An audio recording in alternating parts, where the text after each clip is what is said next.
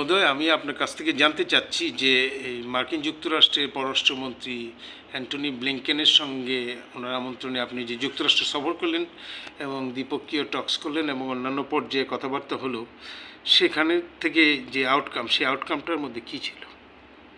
আমার সাথে আমি খুবই I would like to thank ধন্যবাদ দিতে চাই মার্কিন পররাষ্ট্রমন্ত্রী অ্যান্টনি ব্লিংকেনকে। তিনি আমাকে দাওয়াত দিয়েছেন এবং দাওয়াতের মূল উদ্দেশ্য হচ্ছে বাংলাদেশ এবং আমেরিকার মধ্যে যে আগের সম্পর্কটা আরও কীভাবে উত্তরণ বাড়ানো যায়। বিগত 50 বছরের সম্পর্ক ছিল, আর শেখ হাসিনা সরকার আসার পরে মার্কিন সরকারের সাথে আমাদের সম্পর্ক অনেক ভালো হয়েছে। আমাদের ইনভেস্টমেন্টও বেড়েছে আর বিভিন্ন রকমের এঙ্গেজমেন্ট হয়েছে। তো সেই পরিপ্রেক্ষিতে উনি আগামী 50 বছর বাংলাদেশ এবং মার্কিন সরকারের মধ্যে কীভাবে একটা উষ্ণ সম্পর্ক রাখা যায়, বিভিন্ন ব্যবসা বাণিজ্যের ক্ষেত্রে কীভাবে আরও আমরা নতুন নতুন অ্যাকশন নিতে পারি, সেই নিয়ে আলোচনা। তা আমার আলোচনার মধ্যে মূলত এই ফিউচারের সম্পর্কে তা আমরা অনেকগুলো প্রস্তাব দিয়েছি। আমরা ওনাকে বলেছি যে ব্যবসা, প্রথমত ওনাদের বলেছি যে প্রেসিডেন্ট সাহেব এবার জয় বাংলা দিয়ে লেটার লিখেছেন, আমরা তাতে খুব আনন্দিত এবং অসংখ্য ধন্যবাদ। আর ব্লিংকেন সাহেবও আমাদের দেশের উন্নয়ন সম্পর্কে, অর্থনৈতিক উন্নয়ন নিয়ে বৈশ্বিক প্রশংসা করেছেন, আমাদের রোহিঙ্গার মানবিকতার দিকটা প্রশংসা করেছেন। আমরা ওনারা বলেছি যে আপনার দেশ বড় দেশ, আমার দেশ 1.6% of your country in size, কিন্তু আমার পপুলেশন আপনার দেশের অর্ধেক। আমাদের দু দেশের সম্পর্ক বাড়ানোর ক্ষেত্রে একটি ক্ষেত্র হচ্ছে যে আমরা ড্রাগের এরিয়াতে, ফার্মাসিউটিক্যাল, আপনারা মূলত বর্তমানে US investment Bangladesh mostly energy সেক্টরে, তবে it is time to diversify. আপনার দেশে ড্রাগের দাম খুব বেশি, আর আপনি যদি আপনার দেশের নাগরিককে সস্তায় ঔষধ দিতে পারেন তাহলে খুব আপনার সরকারের খুব নাম হবে। সেই জন্য আমার প্রস্তাব হচ্ছে যে আমাদের দেশে ফার্মাসিউটিক্যাল খুব প্রিটি ম্যাচিওর, আমরা পার্টনারশিপে আপনি আমাদের দেশে আপনার দেশের ড্রাগগুলো কী করেন, প্রডিউস করেন, আর এখানে এসে সস্তায় বিক্রি করেন, তাহলে your people will be very happy. তো এটা একটা স্কোপ আছে।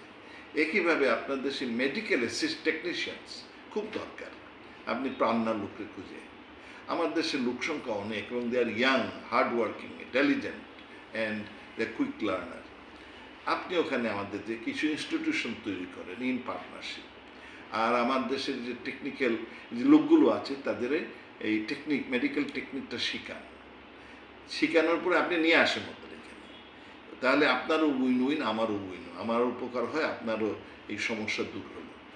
আর ইভেন আপনার দেশে সিনিয়র সিটিজেনের সংখ্যা বাড়ছে, আপনি এখন তাদের জন্যে বাড়িতে home service, health care service provide করতেছেন, আপনার খরচ অনেক বেড়েছে। তো এই ক্ষেত্রে আমি সাহায্য করতে পারি। একই অবস্থায় আপনি ট্রেনিং আমাদের দেশে দেন ওদের, আমি আপনাদের হোম কেয়ারের লোক অনেক অনেক পাঠাতে পারব, তাতে আপনার উপকার হবে। আর অনেকগুলো দেশ ইতিমধ্যে এইভাবে কাজ করছে। সাউথ কোরিয়া আমাদের দেশে কিছু ট্রেনিং দেয়, নিয়ে তাদের দেশে কিছু কাজের লোক নিয়ে যায়। একই অবস্থা জাপান, তারা আমাদের দেশে ট্রেনিং নিয়ে তাদের দেশে লোক নিয়ে যাচ্ছে। তো you should start the same. আমি বলেছি যে দেখেন, এটা ছাড়াও আরেকটি ক্ষেত্র হচ্ছে আপনার স্টিল। আপনি পৃথিবীর মধ্যে সবচেয়ে বড় কনজিউমার অফ স্টিল ইন্ডাস্ট্রি এবং সবচেয়ে বড় প্রডিউসার অফ স্টিল। আমি একটা ফ্যাক্টরিতে গিয়েছিলাম, স্টিল কোম্পানিতে, সেইখানে তারা সব ইন্টারমিডিয়েট প্রোডাক্টস অফ স্টিল চায়নার থেকে আসে। আপনি চায়নাকে আটকাতে চাচ্ছেন, আমি আপনাকে একটা সুযোগ দিতে চাই। আমার এখানে প্রায় 100টা ইকোনমিক জোন হচ্ছে, আর এই স্টিলটা আমাদের যে মোটামুটি ভালো, আমরা নিজের স্টিল দিয়ে এখন নিজের কাজকর্ম করি। আপনি যেটা অ্যাডভান্টেজ আমার নিতে পারেন, আপনার কোম্পানিগুলো ইন্টারমিডিয়েট স্টিলের যত কাজ সেটা আমার দেশে করতে পারে, আর ফাইনাল প্রোডাক্ট আপনি এখানে নিয়ে আসে করবেন, তাতে আপনার লাভ, অ্যান্ড তাতে আপনার you are the biggest consumer still, এতে আমারও লাভ, আপনারও লাভ।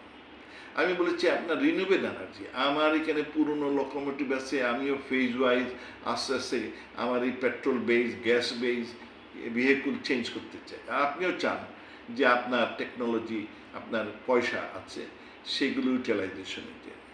আমার এই রিনিউয়েবল এনার্জির পরিমাণ খুব কম, আমি 2041 সালের মধ্যে 40% করতে চাই। এই ব্যাপারে আপনার সাহায্য, আপনার সুযোগ আছে, উই ক্যান ওয়ার্ক টুগেদার। আমি আমার ওখানে বিরাট ব্লু ইকোনমি আছে, অশেন ফ্রন্ট, আমার এক্সপার্টিজ এত নাই। এই ব্যাপারে আপনারা আমাদের কাছে সাহায্য করতে পারেন, যাতে আমরা কোথায় modern scientific of catching fish, এইসব ব্যাপারে আপনার এখানে ভালো অবস্থান আছে, আমরা এই ক্ষেত্রে কাজ করতে পারি। আমি ওনাকে বলেছি যে দেখেন, আমরা অনেক প্রোডাকশন করি agriculture sector, we are very large producer, 4th largest producer of rice, 3rd largest producer of vegetables and fresh water fish. কিন্তু আমার হয়েছে কি, আমি আলু প্রডিউস করি মোর দেন ডাবল অফ মাই কান্ট্রি, আমার নিডের থেকে ডাবল করি। কিন্তু আমার এখানে এই আলুর যে বিভিন্ন রকম চিপস টিপস বানানো, এইগুলোর ফ্যাক্টরি, অ্যাগ্রোবেজ ফ্যাক্টরি নেই। আপনার এখানে বুড়ি বুড়ি এগুলো আছে। উনি বললেন যে আমার ব্যবসায়ীরা করে। আমি বললাম আপনার ব্যবসায়ীদের বলেন যে, আর আমরা খুব লুক্রেটিভ ইনভেস্টমেন্ট প্যাকেজ আছে। তো আমি এইগুলো একাধিক ইস্যুগুলো আমাদের দেশের লেদারের কথা বলেছি, যে এইগুলোর ব্যাপারে আপনি সাহায্য।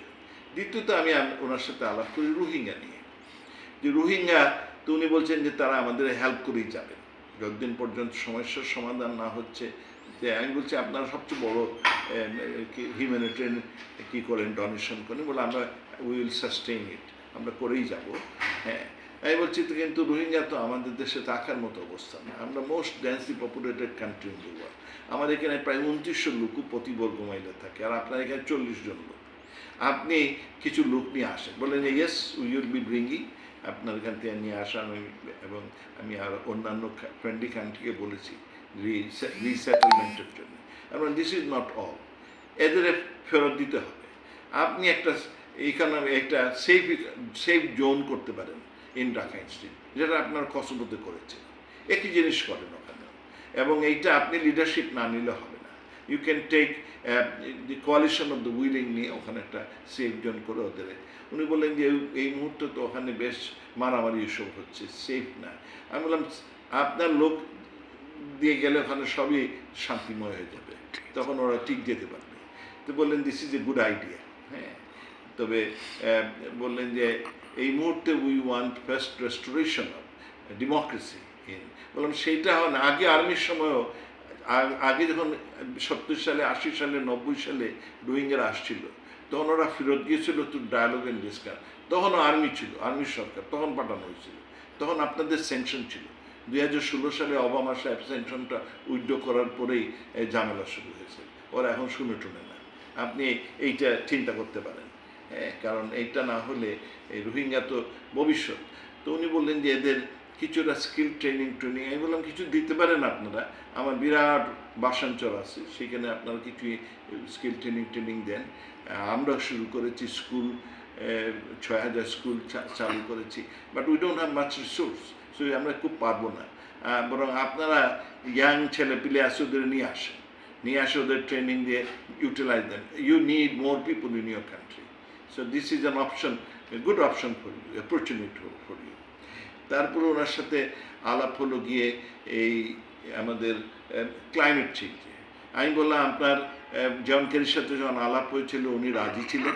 তারপরে সামান্থা পাওয়ার্স একটা টেকনিক্যাল টিম পাঠাইছিলেন, অ্যাম্বাসেডর কোলম্যানের থ্রুতে একটা ঢাকায় পাঠিয়েছিলেন, যে আমি একটা আমার বিরাট কোস্টাল ল্যান্ড আছে প্রায় 432 কিলোমিটার লং, এবং সেইটাতে আমি যে বর্তমানে যে বাঁধটা আছে, এম্ব্যাকমেন্ট আছে, পোল্ডার আছে, বাঁধটা খুব উইক, এবং এইটা ইউএসএ এইডের পয়সাতে 60s and 70s তৈরি হয়েছিল। আমি এটার প্রস্তাব করেছি যে এইটাকে আমি ব্রডেন করতে চাই, হাইটেন করতে চাই। হাইটেন বাধ্য হয়ে, বিকজ ওয়ার্মিংটা হওয়ার ফলে ওশেনের উচ্চতা বেড়ে গেছে। হ্যাঁ, টাইডাল ওয়েভ আসলে এখন দে ইনান্ডেট, আর আমার সব শ্রিম্প হাচারি যেগুলো নষ্ট করে দেয়, আমার জমিগুলো আর স্যালাইনিটি করে ফেলে, আমার লোকগুলো অসুবিধায়। তা আমি এই জন্য চাচ্ছি, এবং আপনার একটা টেকনিক্যাল টিম পাঠিয়েছেন আপনারা, আমি এখানে একটা বড় বাঁধ দিতে চাই, বিগার এম্ব্যাকমেন্ট। এখন আছে 1-1.5 কিলোমিটার ওয়াইড, আমি এইটা 12-15 কিলোমিটার ওয়াইড করতে চাই, কারণ এর উপর আমি একটা রাস্তা করতে চাই, অসেনিক রোড, তাতে আমি টুল কালেক্ট করব। Bangladesh is the land toll, 100 দিনে আপনার 42 দিনে 100 মিলিয়ন টোল হয়েছে আমার পদ্মা সেতুর থেকে। সো ওখানে করলে পর আমার যখন তখন it will B A profitable venture. যারা ব্যবসা ইনভেস্ট করবে তারা পয়সা পাবে, দে উইল গেট। তাছাড়া আমাদের বড় ওয়াইডার হলে আমার এখানে ল্যান্ড নাই দেশে, এই জন্য আমি কি করতে পারি না, সোলার এনার্জি করতে পারি না। তা আমার ওই বড় ওয়াইডার যদি কি হয়, এমব্যাকমেন্ট হয়, আমি ওখানে সোলার্স করবো। সোলার করে যে কোম্পানিগুলো করবে, they will sell the energy, renewable energy to government, they will make money. সুতরাং এইটা একটা আপনার এই ব্যাপারে আপনার এক্সপার্টিজ অনেক বেশি, আপনার পয়সা আছে, আপনারা ইউ শুড ইনভেস্ট দেয়ার। আমি বলেছি ওইখানে আমি ম্যানগ্রোভ ফরেস্ট, এখন Sundarban is the only mangrove forest এবং it is a carbon sink. আমি সারা রাস্তা জুড়ে ম্যানগ্রোভ ফরেস্টেশন করতে চাই। তারপরে it would be a global carbon sink. You will take pride of it. It would be a model of US achievement, Bangladesh and US achievement. এইটা করলে পরে আমরা বহুত অ্যাডাপ্টেশন আর মিটিগেশনে কাজ করবে এই আমার এই বড় এমব্যাকমেন্ট। এই ব্যাপারে আপনি বিশেষ উদ্যোগ নেন। আমি ওনাকে বলেছি তাছাড়া আমার যে এই একই বললাম যে লকোমোটিভ আছে, আমার গাড়িগুড়ি আছে, আমি ফেজ ওয়াইজ ইলেকট্রিক করতে চাই। আর এই ক্ষেত্রে আপনার টেকনোলজি আছে, আমাদের সাহায্য করেন, কারণ we can't do it, you don't have money. আপনি অ্যাফোর্ডেবল কি দেন, কনসেশনারি ফাইন্যান্সিং করে এটা করেন, আমাদের জন্য উপকার হবে, আপনার জন্য উপকার। আপনি এগুলো সেল করতে পারবেন, আপনার টেকনোলজি সেল করতে পারবেন। আমি ওনাকে বলেছি যে আপনার এই উনি আমাকে প্রশ্ন করেছেন ইলেকশন নিয়ে। হ্যাঁ, তাই বলছে আমরা চাই ফ্রি ফেয়ার ইলেকশন। উনি বলছে আমরা ফ্রি ফেয়ার চাই। আমরা দেখেন শুনেন, আমরা বাংলাদেশ হচ্ছে উই স্টুড ফর ডেমোক্রেসি। আমরা যখন 70 সালে থ্রু এ পলিটিক্যাল প্রসেস আমরা মেজরিটি ভোট পেলাম, we are suppose to govern the country, কিন্তু we are denied, the people's voice was rejected. আমরা তখন সেই পিপলস ভয়েস অনার করার জন্য আন্দোলন শুরু করি, ওটা কাজ দেয় নাই। তারপরে জেনোসাইড শুরু হলো, মাসাকার শুরু হলো, ডেনিশ পাকিস্তান। সো আমাদের there was no alternative other than start our independence. আমাদের জাতির পিতা বঙ্গবন্ধু শেখ মুজিব তখন he declared independence of Bangladesh. আমরা তখন ফাইট করি, we fought, we sacrifice 3 million lives, blood, 3 million blood to uphold democracy, uphold justice, uphold human rights and human dignity. দুনিয়ার কোনো দেশে you will not can give me an example where people has really sacrificed their blood for democracy and human rights. So we know about it. But unfortunately, in the very beginning, we have some difficulties because we have a military coup, and then the democracy was sidelined. But then, of course, after 21 years, Sheikh Hasina came to power, and she started the practice of democracy. From 96 to 2001, there was democracy. She came to a democratic process, and there was smooth transfer of power under Sheikh Hasina. এরপরে আসলো উল্টা দল, the BNP, and তারা এসে দে destroy the smooth process of transfer of power, and democracy again got into back burner. Then we have another military-backed caretaker government. So we have these experiences. We want, during the last 14 years, our military power. During that time, we have operated more than 1,000 elections. Most of them are fair. Maybe there is microscopic few যেগুলোতে আপনার there could be some irregularities, reported irregularities, and whenever there is a reported irregularities, election commission suspend those election process. So there is no complaint again. In my own town, I am an Awami Leaguer. I got elected as a member of parliament. My mayor of the city is a BNP guy because the election is fair. That's why he could get elected. Now we are upcoming a new election. We want free and fair election. I am happy that we are in the same path. It's the same level. You also want free and fair, when we want to. But we have instituted for a free and fair election. আমরা কি কাজ করেছি? We have instituted certain things. আমরা দেখেছিলাম when BNP was in power, তখন 12.3 million fake votes তারা তৈরি করে। In order to reduce these tons of fake vote, we have created a biometric photo. There cannot be any fake vote anymore.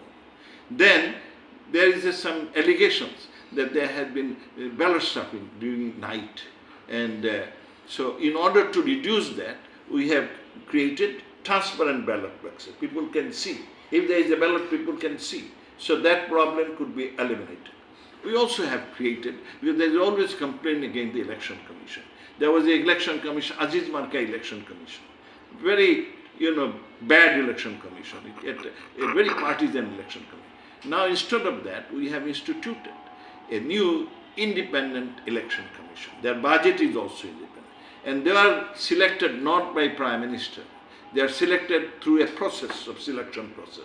Very honest and transparent selection process. They are independent. Not only that, the Independent Election Commission has given supreme authority to conduct the election. During election time, they have the absolute authority to suspend any civil or military or security officials. They can transfer them, they can suspend them, they can terminate them, even they can jail them. They have that much power. They can immediately abrogate any election if they are convinced there is some irregularity. So they have absolute power. It depends on them to have a free and fair election. Ensuring free and fair depends on the election commission. Government has, during that time, when the election is ongoing, government has no role. It is the election commission. They are the boss. Now, but the election commission and government alone cannot ensure a free and fair. We have a tendency in our country because we become very emotional in our country. So at times there is killing during the emotion. It's a holiday, it's a fun time, but yet there are pockets of difficulties, unlike your country. And your country, of course, on 6th of January, we have seen 6 people were killed in the house of the Congress. So you have that story too. He said, yes, we do have a very bad story. I said, no, look, we want to ensure free and fair election, but Government Election Commission alone cannot have a free and fair election. There has to be political commitment, sincere commitment of all the parties to have a free and fair election. And unless that, is difficult. And I want help from you so that all parties are agreeable and committed for a free and fair election. And I also asked him that, and he said on his own, he said the election is the only way for governing the government. And of course, the party, BNP did not boycott the election in 2014. That's not the way for a democratic party to do things. No one can govern its citizens without the mandate, and mandate can only be received through election process. So our opposition must join in the election process. There is no alternative known to me. And I told him that election will be conducted in Bangladesh as per our constitution and will be conducted by election commission. But you are most welcome to send your observers to see whether there is a free and fair elections. And he said, that's great. I said, we have set up all the institutions. Now only thing that we hope that there will be no violence. Our next door neighbor has a lot of violence, and we also do the same from time to time. And then I told him about, then he talked about freedom of speech, freedom of press. I learned that our government committed for freedom of speech. That's why we have allowed almost 43 private television networks. In Bangladesh, each day, every day, we get 1,251 dailies. Your country is such a big country. You have only 1,279 dailies, just like us. So we honor, the freedom of media. But, then he said that DSA you have created. So of course, DSA we have created, and you have cyber security laws. You have homeland security laws, and they are more stringent than ours. We have created because of two reasons. One is the DSA is designed to stop any desecration of our national flag, our national anthem, and basically it is designed so that no one can create and through the cyberspace some sort of issues by which they can create religious intolerance and leading to some riots. So stop those sort of things. This is one part. The other part, of course, for the DSA, there are main two. One is religious freedom and to keep people away from defaming any religion that creates the public sentiment. The other one, of course, is they must not demean someone falsely in the media where he has no way to to contest it. So these are the two areas we have, because there are people who does it. তো ওনার সাথে এই নিয়ে খুব আলাপ হলো এবং he was very happy. কিন্তু DSA নিয়ে আপনারা কোনো চিন্তা ভাবনা I told him that there are some, he said, আমার কাছে there have been reported there is some abuse of this law. And so of course there is some, we agree. There has been some abuse of the law and we are taking care of it. And there could be some weakness even in the law. And our law minister has already mentioned that he is working on it to, if there is any weakness, anybody can come up with real reasons that there are weakness, he will rectify them. So it's we are not angels that everything we do right, but if there is a error in your constitution, you have changed in so many amendments so many times, so we'll do it. Law will change from time to time. We are working on it. It's in the process. He asked me about the labor. He said in Bangladesh labor law are pretty difficult. I said yes, we are working on that. We have improved the wages and the amenities of labor pretty significantly. But yet we are working on that. There are two committees. One senior committees who are working on it, and another technical. And your guys are involved in it. The Americans are involved in it. So this is in the working process. We are also working with the ILO, Universal Labor System. And I said, Your Excellency, think of your industrial revolution time. What did you do? You paid only 18 cents. You paid only 18 cents for 18-hour a day workload. We don't do that. We don't do that. So, and I said, your whole of the Queens was burned down, and Watertown was burned down. Even New York was burned down. All those, you did not pay any compensation to your laborers when those happened. But we did. So we are, and out of the total eco-friendly factories, out of 10, 8 are in Bangladesh now. So he said, you have done great. I said, of course we did great. আইপিএফটা নিয়ে আপনাদেরকে এটা request করছিল মার্কিন যুক্তরাষ্ট্র, Indo Pacific economic framework. এটার সময় কোনো জিনিস তিনি জিজ্ঞেস করেননি? এর আগে থেকে তো একটা রিকোয়েস্ট ছিল বাংলাদেশে, আমাকে কোনো রিকোয়েস্ট না, কিন্তু আমরা কি চিন্তা ভাবনা করছি, আমরা কি এটাতে জয়েন করতে? আমরা সেটা চিন্তা ভাবনা করছি, কারণ এটার সাথে এটা জাপান এটা ইনিশিয়েটেড এবং Korea also has been requesting us. আমেরিকানরা আমাদের এমন রিকোয়েস্ট করে নাই, হ্যাঁ। কিন্তু এইটার সাথে যেগুলো জেনারেল যে ফ্রেমওয়ার্কটা, সেটার সাথে আমাদের কোনো আপত্তি নেই, because they want free open, আমরা চাই free open inclusive secure Indo-Pacific navigable for everyone under international laws, as rules-based system. So এইটা ওরাও চায়, জাপানিরা চায়, সাউথ কোরিয়ান চায়, আমাদের কোনো আপত্তি নাই এবং আমরা এই ব্যাপারে, but we are not involve in any defence pact. ওর সাথে যদি ওটা কিন্তু not spelled out in the framework year, কিন্তু ওইটাতে না। আমরা যদি ইকোনমিক হয়, ট্রেড হয়, আমাদের ইনফ্রাস্ট্রাকচার ডেভেলপমেন্টের সুযোগ আসে, we of course will go. IPF এ তো অন্যান্য দেশগুলি জয়েন করছে, আমরা কি জয়েন করব ইকোনমিক যেটা? আমরা এখনো ডিসিশন নেই না, we are examining, we are studying this ইস্যুটা, আমরা স্টাডি করতেছি। আমরা যদি স্টাডি করে দেখি যে আমাদের general policy friendship to all মালিশ টুয়ার্ডস নান, আমাদের জেনারেল পলিসি এই যে নন অ্যালাইন্ড দিয়ে আমাদের পশ্চার, এইটা যদি এফেক্টেড না হয়, আমাদের এই নন অ্যালাইন্ড ফরেন পলিসি যদি এফেক্টেড না হয়, we have no reason not to. হ্যাঁ, because Indo Pacific I believe is the future of the world. এবং এইখানে অন্যরা ইন্টারেস্ট নিচ্ছেন, তাদের ইন্টারেস্টের সাথে আমরা ইন্টারেস্ট যোগ করে দিয়ে আমাদের যদি মানুষের উপকার করতে পারি, মোর ইনভেস্টমেন্ট আনতে পারি, আমাদেরই লাভ। র্যাবের বিরুদ্ধে স্যাংশন নিয়ে কি আপনারা কোনো কথা বলেছেন? সেটা নিয়ে আমরা নিজেরা বলেছি যে এইরকম আপনারা আমাদের এই র্যাবকে দিয়েছেন, বা they are most credible institution in Bangladesh because of their performance. They are till today most loved by common people because they really deliver. এবং তো উনি বললেন যে এইগুলো প্রসেসে আছে, দিস উইথড্রয়ালটা, এটার is a process, you have to go through the process. ওনার এটাতে বলার কিছুই নেই। আমরা রাশেদ চৌধুরী বললাম যে America is a land of laws and we are so proud of your country, but unfortunately there are always some snacks, black holes. In your country you have some black holes because there is a convicted killer, self-confessed killer. You are giving shelter to that guys. He said, I know, don't tell me. I know, I know.